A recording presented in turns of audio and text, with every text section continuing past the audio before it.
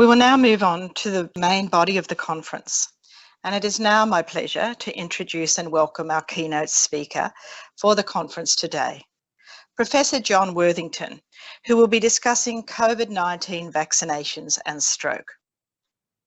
Associate Professor Worthington is a clinician and stroke researcher and is currently the Director of Stroke Services at Royal Prince Alfred Hospital and the Stroke Observatory.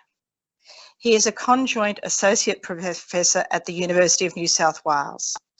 John has previously worked in hospitals in Manly and Liverpool and was also a former co-chair of the Agency for Clinical Innovation Stroke Network.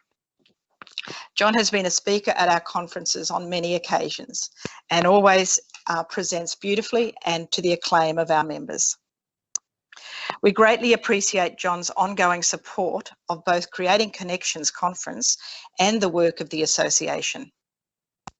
John will be presenting this morning on the very contemporary and important topic of COVID-19 vaccinations and stroke, a topic which I believe he has become an expert on due to his current role at Royal Prince Alfred Hospital in Sydney, which is at the cutting edge of the response to the current outbreak of the Delta strain of COVID-19. A significant part of John's work recently has involved assessing the adverse outcomes of the vaccines, which are being used to combat COVID-19 in Sydney, Australia. Please join with me in welcoming Associate Professor John Worthington. Welcome, John.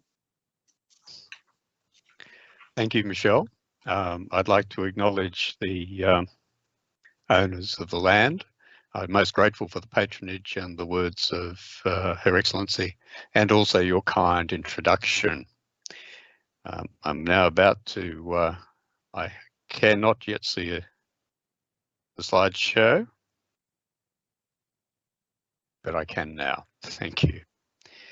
So, I changed the topic at a relatively last minute, the sort of thing that terrifies Michelle. The reason for doing so is it is a part of all of my consultations now to discuss whether or not you should have a vaccine or how it may affect you. COVID-19 is something I've worked directly with on red and amber wards, and as Michelle has said, for my sins, I've been reviewing the vaccine reactions. What you see here is a CT scan of the chest of someone with COVID infiltrates in their lung, which is the severe version of the disease, and comparing that to a normal CT scan, and you can see how badly affected the lung is, and quite often the injuries will be permanent. And what we see here is the virus. It's called a coronavirus for the fact that it is surrounded by spike proteins that stick out and create a corona. The spike protein features quite strongly in the complications, not only of the COVID virus itself, but also of the vaccine. So this thing was initially named in 2019 as the 2019 novel coronavirus, causing COVID-19 disease, which we're all too familiar with now, and renamed as SARS coronavirus 2. Now, many of us come from large families, and most of the coronaviruses are really quite mild, unless you get man flu or something with a cold. But the name says it all. Severe acute respiratory syndrome. But it's more than that. This will affect almost every organ in your body, given half a chance. You see here that this is a particular variant of the COVID virus, and various mutations provide the variations which have actually led to things like alpha and delta variants. And of course, it's the delta variant that is bedeviling us now. So this is the virus in action. So this is an electron micrograph of the virus showing that corona, some colorized versions with the club-like projections coming out. This is it replicating within the cell. It takes over the machinery of the cell to make itself, and then it spreads towards the surface of the cell. And those sacs of coronavirus move to the cell surface to be released either to infect the next cell up the line or the next person up the line. And what we see here is a normal lung under a light microscope with air cells. And this is what you can see in COVID lung, completely filled with inflammatory material. Patient with a lung like this, and as you might imagine, this would be post-mortem, is somebody that would need extensive ventilation, often for weeks, if they're just had a chance of surviving, and sometimes both cardiac and lung support with something called ECMO, which we'll look at in a little while.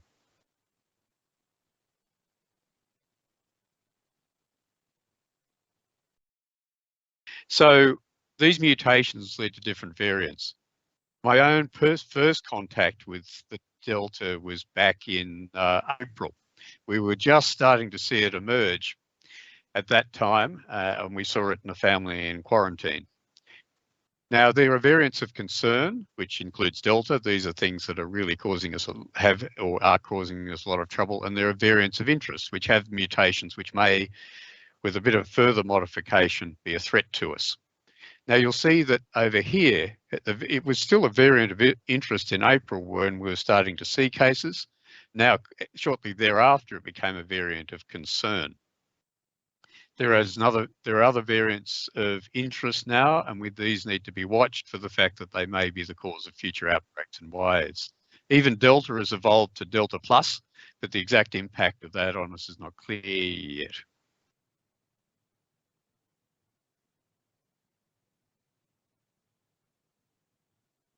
So Delta variant, it's replaced its fellows. So there are still about 4 variants ticking along, for example, in the United States. But what we see here is the Delta variant replacing other variants over the last few months. This is a UK graph, but the same is seen in many parts of the world, including Australia. And of course, this, to my mind, is really, in New South Wales, our first real wave. I think a lot of the other stuff was outbreaks. This is a wave, and it's still coming. This Delta variant doesn't fly higher, it doesn't fly faster. What we found very early on when we swabbed people's pharynx was there's just lots of it. So the so-called cycle threshold when you swab someone is 100, sometimes even 1,000 times higher than the alpha variant. That is, there's more virus to spread, more to fight. And it's a bit hard to judge because different health systems produce different outcomes. What we know now, what we knew a few months ago, it may be more serious as well. It may be longer lasting.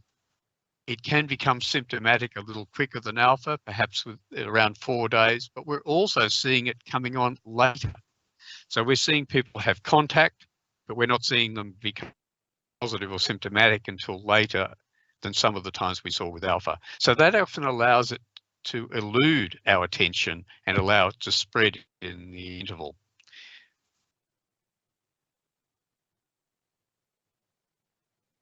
So what are the target organs? Well, it's a respiratory virus. We've seen the scan of infiltrates. But in fact, beyond that, you can get it, you just start off with asymptomatic. In fact, people who are vaccinated will often be asymptomatic. They're still contagious, which is its own peril.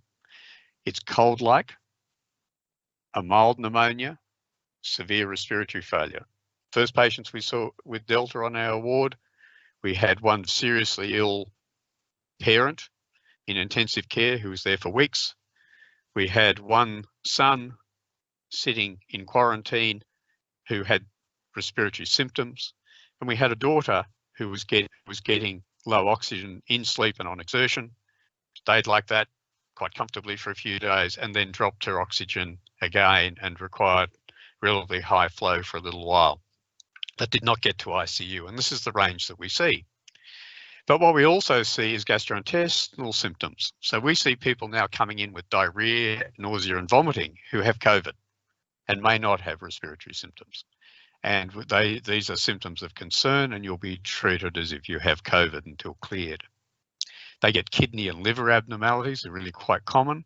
And in fact, early on with Delta, we were using the changes in the liver enzymes as a guide to what we were dealing with, particularly if it was getting more severe.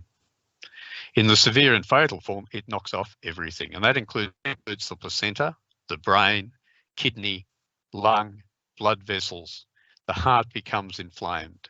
And as I'll talk again later, a number of the high-profile cases that you've seen on the front pages where young people have died, the very rapid progression with heart inflammation to death was a feature. So it affects lots of things, and the placenta issue is one in relation to women hoping to fall pregnant who are currently pregnant to support vaccination. If you get onto a ventilator with this, you can be on a ventilator for 6 weeks and you may suffer permanent lung injury. In fact, we're expecting several of our patients to be respiratory cripples after this.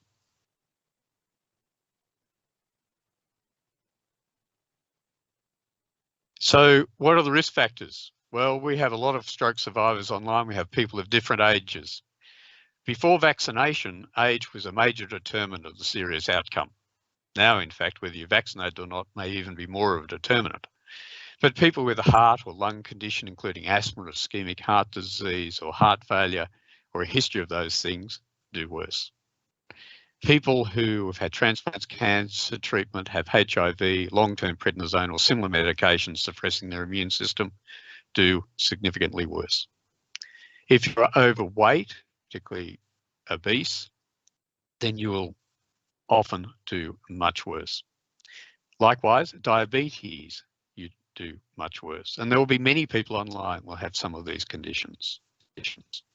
Initially, unvaccinated, 80% of deaths in the US were those over 65. But as the disease became more common, as in fact we got relatively good at vaccinating our elderly, in fact, a greater proportion of the patients who are getting very sick, remembering that Delta spread more effectively in the last few months and maybe more serious, are actually much younger patients.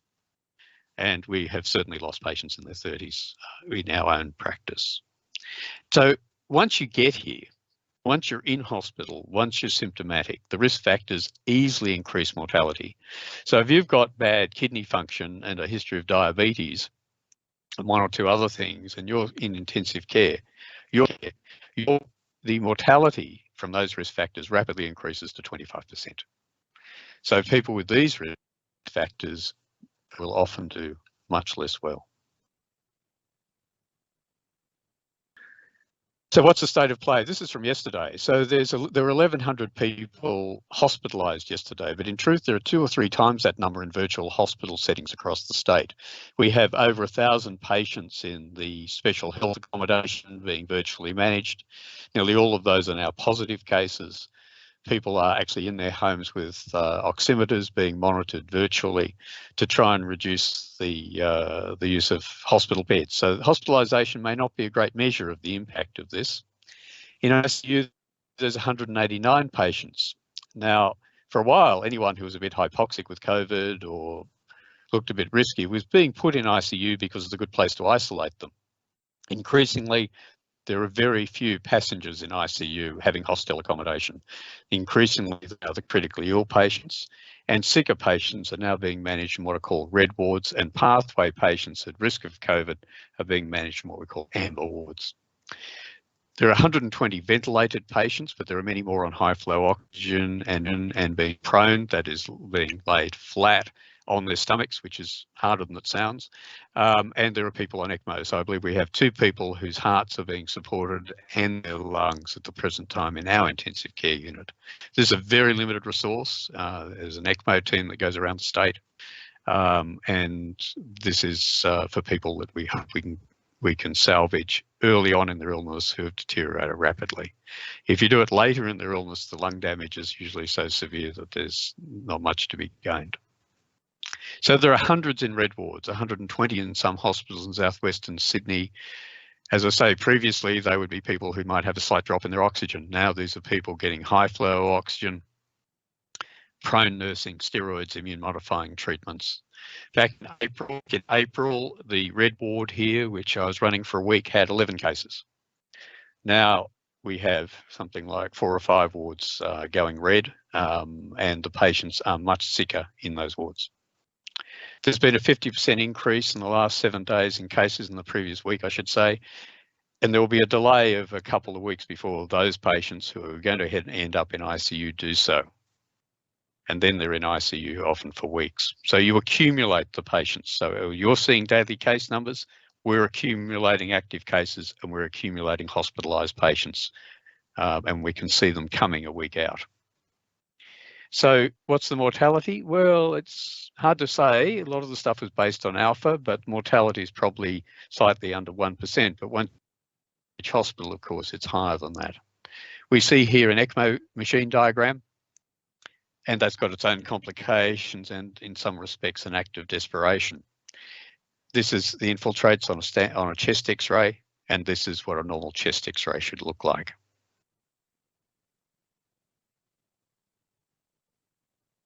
And what's in the weeks ahead? Well, possibly 3,000 daily cases. Peak hospital loads in October and capacity issues, total capacity, our ability to look after other patients with critical care needs like stroke and heart attack is already challenged, even now in September, which is about there.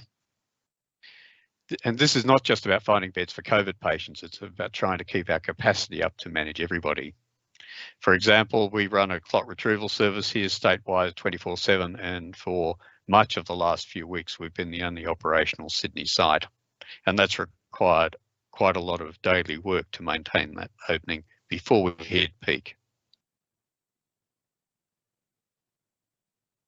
So this was what peak looks like, red and black. Severe impacts on daily operations of ICU, overwhelming impact on all of our daily operations. If this is true, if this prediction is true, it will exceed our cold capacity to manage all critical conditions in New South Wales. And that's predicted to be really coming on through the last weeks of September. We are already in that colour, working very hard, and we're already struggling a little. I might go back. And yes, that is an ambulance parked up on the footpath of Missenden Road, and a command vehicle parked in front of it. And that's how I look most of the time now, machine washable in general. So what about vaccination? That's the reason we're here. But I've told you this story because we've got weeks to get some of you vaccinated who have been hesitant. 3 approved vaccines, AstraZeneca, which has had a bit of a bad rap, Pfizer and Moderna's come online, but Moderna be used for age 12 and older, the rest really from about 16 and up. They are highly effective against Delta, even though they're largely tested in Alpha. The way they measure effectiveness, who they study, the countries in which they study them are all a bit different. So you get differences in the studies, which may not tell you how the vaccines actually compare to each other very well. What they all do, however, to get approved urgently, is substantial prevention of severe complications and death. The follow-up's been short. There have been observed falls in effectiveness of these vaccines over time, and there are questions of boosters. But it is reasonable to quote effectiveness rates, depending how you want to measure effectiveness, between 60 and 95%. And for severe disease, actually about 95%. There are reports coming out of Israel of some resistance and things, but these are reports, they're not yet proven. And what they're seeing is Pfizer, for example, reduces your chance of getting infection by 39%.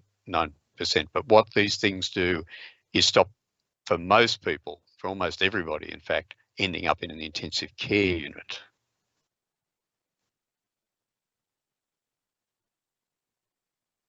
And not coming to the intensive care unit means somebody else gets a bed. But more than that, it allows us to try and maintain capacity. There's still time to get a first dose. But what's an adverse reaction? We call them AEFAs, that's adverse events following immunisation. They are being investigated very closely, very active process. And in fact, I got a warning last night that I've got a meeting this afternoon looking at people who may have vaccinations. So any reported mishap under 42 days after a vaccine is investigated. So the surveillance is good. Very common is, 1 in 10, that's the sort of headache or something people might get after their vaccine for a couple of days. Common, uncommon, rare is anything that's sort of 1 in 10,000, maybe like facial swelling with some of the messenger RNA viruses like Pfizer and Moderna. Very rare is less than 1 in 10,000. Most of the things I'm going to be talking about are actually much rarer than 1 in 10,000, and they're more like a couple in 100,000, and in terms of death, 1 in a million. So it's not it's anything anything the vaccines do, COVID does more of, and it's worse. So what are post-vaccination symptoms? Well, I think I've categorised 1A, which meant I got Pfizer almost straight out of the box back in April because I was going onto a COVID ward. I got the mother of headaches for a few days, and that was on Pfizer. Generally, if you look at groups of patients who are being watched afterwards and given questionnaires, about 15 to 35% will report symptoms: injection site pain or tenderness, not just if your 8-year-old son punches you in the arm, tiredness, headache, muscle pain, fever and chills.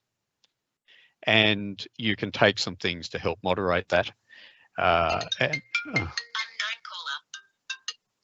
Sorry. And anaphylaxis. Now, if I give you any drug, I can give you an allergic reaction. Allergic reaction is a little more common with these things. One of the reasons when you're at the hub or at your GP that they watch you is for an anaphylaxis reaction. People have died of anaphylaxis from these vaccines, but it is, again, rare. And as I've explained to you, rare is rare.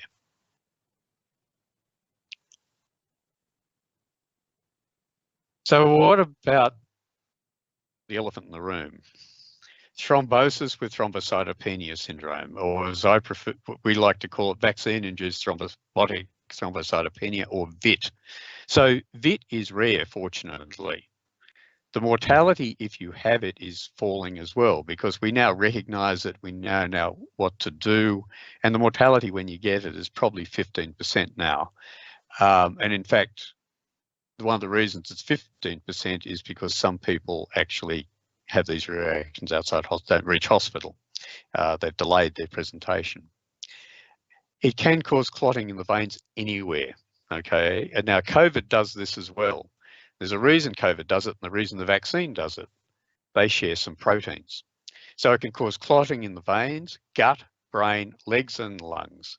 The clinical syndromes: cerebral venous sinus thrombosis, CVST for short. This has been the one that gets exciting publicity, but in fact, pulmonary emboli are also a significant issue, as are deep vein thrombosis and gut clots. These things, the headache, for example, usually doesn't respond to simple pain relief. They are remarkably similar to a syndrome we see when we're giving people heparin, called HITS.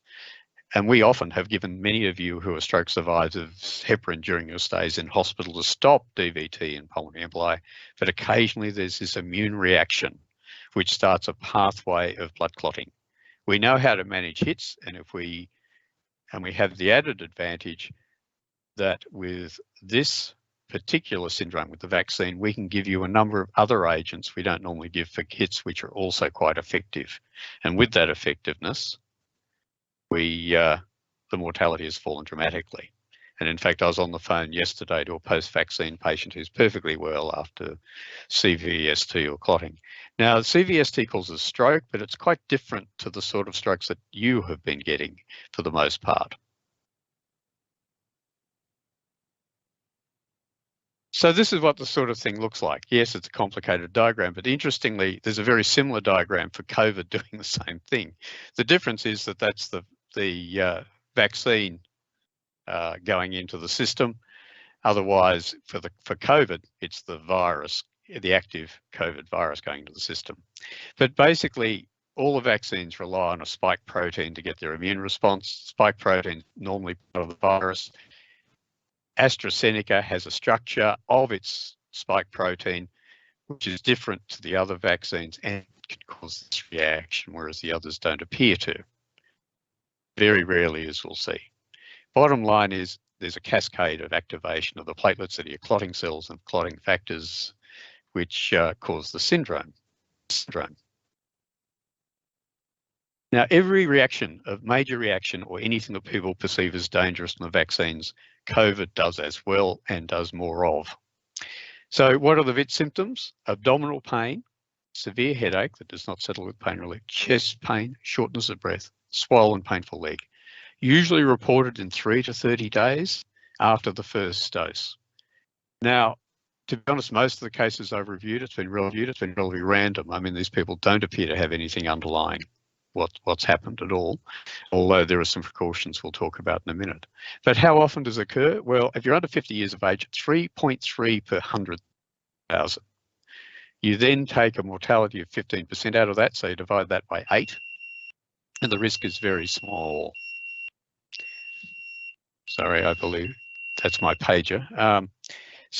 And then as you get older, it gets even less likely. So many of the people online will be over 60, 1.5 per 100,000, and a mortality of 1/8 of that. So this is very rare. Now, the only time you would take Pfizer to avoid this, particularly in the scale of this COVID outbreak, is in a person who's had a previous clot in a vein in their head, not an artery. Many of the people online have had a ruptured artery or a blocked artery, not a vein, or have had that heparin syndrome that we've talked about. So that's a very small cohort of people in whom there may possibly be a benefit from getting Pfizer compared with AstraZeneca.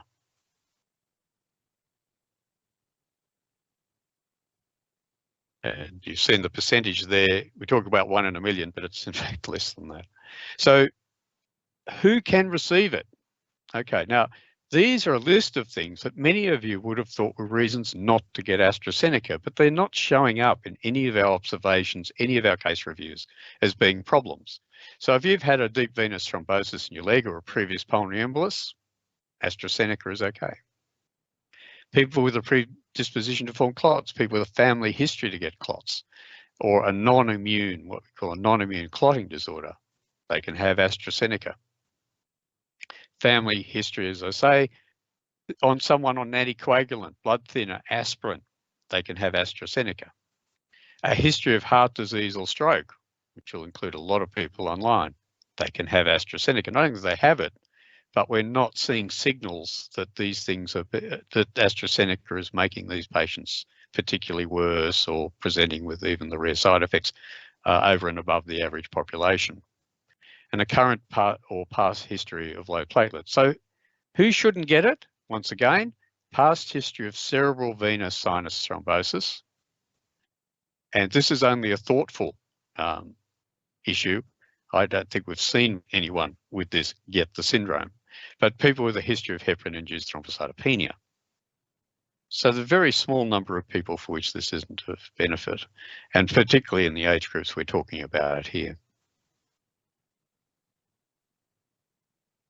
So what about other things? Well, Guillain-Barré, an autoimmune neurological disease, occurs with all of these vaccines probably. It also occurs with most common viruses.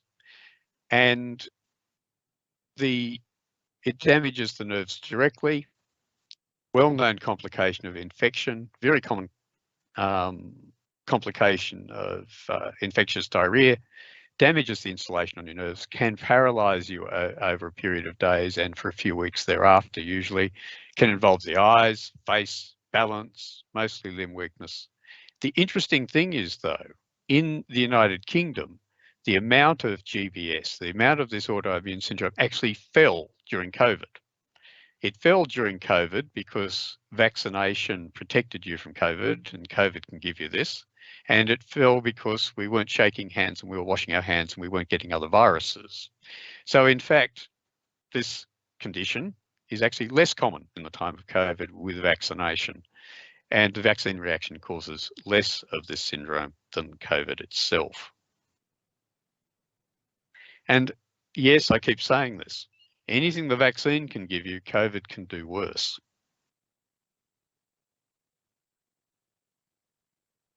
So what about Moderna and Pfizer?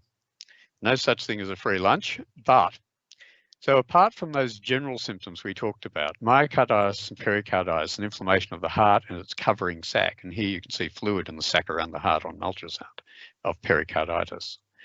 It's very rare. In fact, at the moment, I don't think we've got a meaningful number on how rare it is, but it is reported. usually mild and settles spontaneously without any treatment. In fact, that seems to be the case almost all the time. Generally young men, and there won't be many of those online. And the general advice is not to use the messenger RNA viruses, Moderna and Pfizer, if you've got severe cardiomyopathy, that is incredibly weak heart, and a recent episode of rheumatic fever, some of you have had rheumatic fever, but a recent episode, or another inflammation of their heart in the previous 6 months. So again, very rare, in this case self-limited and unlikely to do anything much to you, but you would get AstraZeneca if you had that history, and no one would hesitate to give it to you. So what does 1 in a million mean? This is the biggest vaccine rollout in history. So even rare side effects will show up as complications. You know, if you're trying to vaccinate 18 million people, then you'll get side effects. Now, some of the reporting overseas I don't think is as inclusive or as effective as we have here. So I'm using, and that's often a quoted figure for mortality or serious effects. It might be a little bit higher than that, in fact, if you're really good at picking these things up, but it's not much higher. So the two high-profile rare vaccine side effects, venous clots, pulmonary embolism, are much more common from COVID than they are from the vaccines themselves. But what we've got here, what's the risk of death from an anaesthetic? 18 in a million. What's the risk of death due to rock climbing in the population? 3 in a million. Risk of being struck by lightning? 2 in a million. Chance of winning a Melbourne Cup sweepstake? 1 in 28. And I haven't won one yet. So you can imagine what 1 in a million means. Risk of death due to one of the medications many of you are on? 100 in a million, which is still incredibly rare. The risk of death from giving birth, which is dangerous and very dangerous to your finances, as I've discovered, is something like 6.7 or 67 in a million. So what we're talking about for these vaccines is exceedingly rare, but because it's the biggest rollout in history of mankind, it's enough for us to see cases. We're seeing a lot more of this though. We're seeing a lot more of severe respiratory distress than any vaccine reaction we're ever likely to see. So this is our first big COVID wave in New South Wales, to my mind. Yes, I think they're calling it the third or something. The others, to my mind, are an outbreak. And I do epi work and data and populations and things, so I'm probably allowed to say this. So, and my wife is actually doing it, just topped her course, I think, in infectious disease epidemiology. So we've got a household doing this. But it'll be very difficult to maintain our critical care services in the weeks to come. We are very nervous, very worried about what this is going to mean for everyone. COVID, heart attack, stroke, emergency deliveries of babies, management and neonatal intensive care units, how we can staff the place while our own people are down, needing isolation, and the fatigue of the staff, whether we've got beds. It's a big problem and we're all dreading it. The serious AstraZeneca and other vaccine side effects are incredibly rare. They are not as rare as the problems COVID is about to cause to us, not just for COVID patients, but for anyone who's sick in New South Wales. Anything the vaccines can do, COVID will do better. That is, it will make you worse. And your biggest risk at the moment is from COVID. And your biggest risk in general is from a health system that's full of COVID. Not because you'll catch it, but because it's going to be hard to look after everybody. I think the English were very poor at capturing their COVID deaths because they did very poor testing. Having said that, the death rate in England during the Alpha outbreak was twice normal, but only 50% of that was due to COVID. In China and other countries, people's fear of COVID, not getting their scripts filled, not going to their doctors, not presenting to emergency, sometimes not even presenting to dialysis, means that the death rates are not just about COVID, they are about people with other illnesses. We lose about an hour on a clot retrieval, sometimes 2.5 hours through COVID precautions if somebody is a contact or epidemiologically at risk. It is getting harder for us to get retrieval teams to move people around the state. It's getting harder for us to move people in an ambulance from one hospital to another to decant them to an ICU bed that's available. All of these things now are slower. And as Michelle knows, the services we run in minutes. We literally count every minute and we try everything to avoid it. So we're coming up against this peak of activity which is going to threaten our care. And the complications of COVID are many times any risk of the vaccines. Even if you manage to get one dose in the coming weeks, that will help you and it will help us. One issue here is, what's the best vaccine? The best vaccine is the one you can get next week. There's nothing terrible about AstraZeneca. The chances of you getting any of those rare side effects is ridiculously small. You've got more risk of being hit by lightning this week, probably, or attacked by a shark, sadly, in this past week. Get the vaccine you can get soonest. Even one dose will help. And for that, we will all be grateful. So if anyone's wondering, I received no pharma from 2004.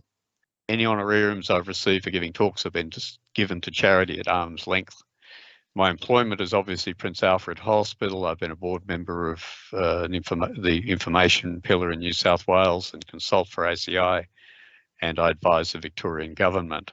I'm also an advisor on immunisation reactions on their expert panel in New South Wales. If you were to get a vaccine next week, it will probably reduce your chance of getting serious COVID by at least 60%, and probably much higher than that. So I'd be happy to field questions. Thank you, John. That was incredibly comprehensive, and I really appreciate you taking time out of your very busy day for that. We do have a couple of comments, so I'm going to start with one that says, I've had a CVST and got AstraZeneca before we heard about the clotting. I got the second dose in July after talking to my haematologist and have had no side effects at all. So I guess that's a glowing endorsement of the sorts of things that you're talking about. And then we have another question, which is there any evidence one way or another that the booster vaccination, when it is due, probably next year, should be with the same or a different brand of the vaccine? At the moment, one of the questions which I think we've recently answered in real world testing is whether you can get another vaccine as your second type of vaccine if you've had a reaction to the first one. So that's okay. We're not sure what the boosters are going to be. I got very early vaccination because I was going on to a red COVID ward. And I'm waiting to hear whether or not I'm going to need a Pfizer booster, for example. So the issue of boostering is going to be determined by real world experience of each individual one. So it's possible, for example, AstraZeneca won't need a booster, or it may be that Pfizer won't need a booster. We are sort of expecting to get some sort of booster shot probably in the next few months, particularly for people such as myself who were vaccinated probably back in April. And there may be new vaccines, and I think we should be hopeful for that too. For that as well. There is another question which I can't read, so I'm going to ask Rachel to write it down and bring it in to me. But in the meantime, I've got just a couple from myself, John, if you don't mind me addressing. Certainly. Okay. I'm just wondering if there's anything that people can do prior to having their vaccination which can reduce the risk even further, I guess, of having the reaction with the clot if they were to go with the AstraZeneca. There's nothing that we know about it.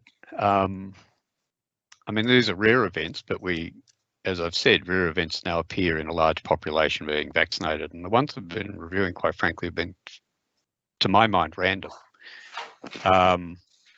I would probably say a few things to you. You can still get the virus with vaccine. You are contagious when you get the virus with vaccine, even though you may not know you've got the virus. All of the usual precautions apply. So you really do need to follow the public health instructions. because you're not Superman after you get the vaccine. I'm not Superman after I get the vaccine. That only selfie I've ever taken of myself with me in a mask is what I walk around this hospital in with goggles and a mask, and an even better face mask once I hit a ward area. So that's the thing I'd caution you about. The other thing is, I think you should, with masks, go out and do the exercise you need to do. Many of you are going to be losing physical condition, increasing your risk of stroke, your risk of mental health issues. Don't be so scared that it stops you exercising outside. Transmission outside is very small, although the young families drinking beer in my local park just down the road and standing next to each other are trying very hard to put pay to that idea. So a lot of my patients aren't getting out and walking. Blood pressure's going up, blood sugars are going off. People aren't making as much contact with their health services. That will be important to make sure we don't increase the death rate in New South Wales by neglect as well as by COVID. But please keep your masks on. This is probably the longest I haven't had a mask on, between 9 and 5 for about 2 months. Okay. So our next question, John, is how does the new emerging mutant strain compare against the current alpha and delta strain? Oh, sorry. How does the new emerging MU strain compare against the current alpha and delta strain? At the moment, mu is only representing a very small percentage of cases in well-watched populations. It doesn't seem to be eating into the delta. The delta really does appear to be the Ferrari of all the available variants at the moment. What they're watching it for is a small change. So we have Delta Plus now with some variations, and it's too early to see how that's affected its infectivity or seriousness. So mu, like Delta, has been under observation. In fact, mu's been under observation now for quite a while. Delta went from being a variant of interest to a variant of concern really quickly. So it's quite possible nothing's going to come of that. But a couple more mutations in mu may be important, because the reason it's of interest is because the mutations are capable of reducing the immune reaction to the virus. That is, it can blindside the immune system potentially if it gets more contagious. So everyone's watching mu. There's also a strain that people are reporting in South Africa, which has already passed through sub-Saharan Africa, heading north on the African continent.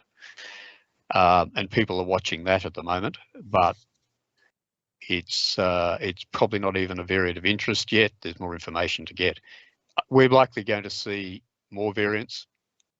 We hope we don't see anything more aggressive than Delta, but I think we're going to be lucky to do so. We are expecting more variants that are going to be important to us. Okay. There's a question here. I'm actually going to combine two here. And the first one is there any known effects of women of the vaccine and on women's fertility?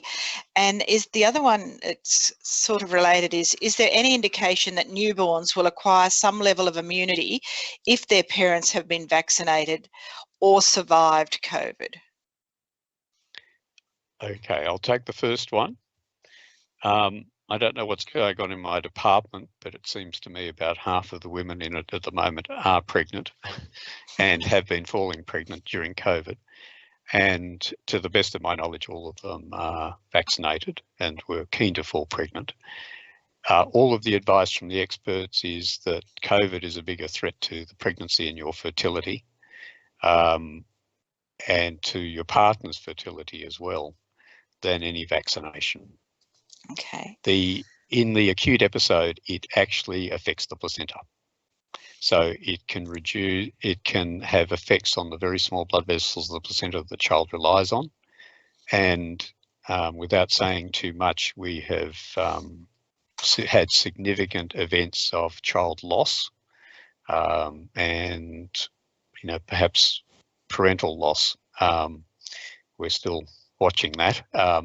So people with COVID who are pregnant, particularly in later stages of pregnancy, you'll get fetal loss and potentially parental loss. Women who are pregnant, particularly later on, are harder to ventilate and so on. Right. Now, there was a second part to the question, I'm sorry. That was just, is there any indication that newborns will acquire some level of immunity if their parents have been vaccinated or survived COVID? We really are not sure of the transfer. You would hope that that occurs. We, of course, have a relatively young baby in intensive care in Sydney at the moment. I wouldn't be relying anything on it. And there have been outbreaks among staff in the neonatal intensive care units in Sydney, and we're all very concerned about that. So it's not something you'd rely on, it's something you would hope for, and it's something that's still unproven. Okay, I'll do one more question and then summarise some of the comments. So there's another question here which says, are there any issues if you have had one AstraZeneca and then follow it up with a Pfizer for your second dose? The first issue would be it's hard to get Pfizer, so I wouldn't be changing horses unless you had to, and unless it was approved to do so. But we do it. I mean, in the vaccination advice group that I'm in, or the reaction thing, we do often feed back to clinicians about whether it's appropriate to change horses midstream or whether you stick to the one that you've had. Most of the thrombosis reactions with AstraZeneca have been, in fact, almost all of them on first vaccination, not on second. And I'm not sure maybe my memory's failing me, but I'm not sure I've seen one after a second vaccination yet.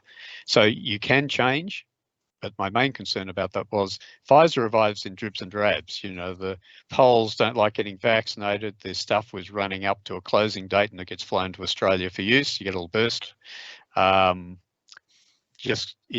you've got some firm medical reason, I would get the one you can get.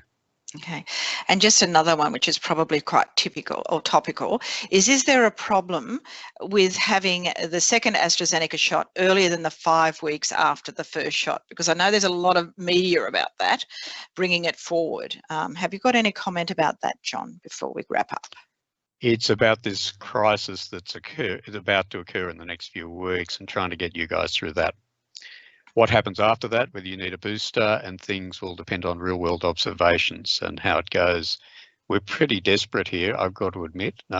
Michelle knows me pretty well. I'm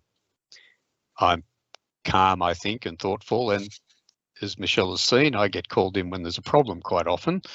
And I am, at times, in some of the meetings I'm sitting in, feeling physically unwell. So,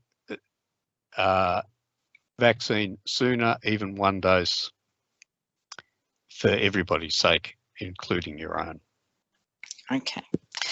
Well, we might conclude it there, John, because we're going to move on to our next speaker, your colleague Isabel Christo. But I would like to take the opportunity to thank you very much for coming along to meet with us today. I know how busy you are. I know how much pressure you and your staff are under.